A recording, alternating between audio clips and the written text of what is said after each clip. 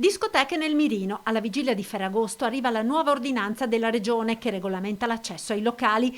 In disco ora potrà entrare il 50% della capienza massima di persone normalmente autorizzata. Previsto poi l'obbligo di indossare sempre la mascherina all'interno del locale, compreso durante il ballo, ammesso, va ricordato, solo in presenza di piste all'aperto. Pesanti le sanzioni per chi sgarra la chiusura immediata del locale senza alcun rimando ad ulteriori pratiche amministrative se viene accertato dagli organi di vigilanza il mancato rispetto delle norme fissate dall'ordinanza del governatore Zaia.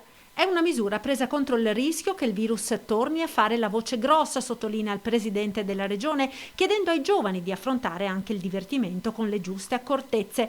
Non possiamo vanificare i risultati raggiunti grazie all'impegno e allo sforzo di tutti, conclude Zaia. Che il tema fosse bollente lo si era capito ieri dopo che il comitato tecnico-scientifico aveva posto l'attenzione sui rischi derivanti dagli assembramenti di giovani nei locali del divertimento notturno. Decisioni che lasciano perplessi i gestori che da settimane si sentono nel mirino. Mi sembra che ci sia molto la caccia alle streghe, ovverosia bisogna trovare un colpevole e questo colpevole dovrebbe pagare per tutti,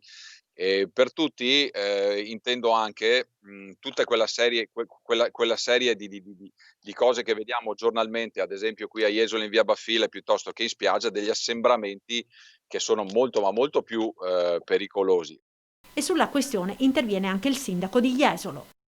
Noi non dobbiamo essere ipocriti e far ricadere la responsabilità di questo controllo sui gestori, perché nemmeno l'esercito riuscirebbe a controllare migliaia di ragazzi. Quindi si abbia il coraggio di dire a livello governativo questi locali devono restare chiusi.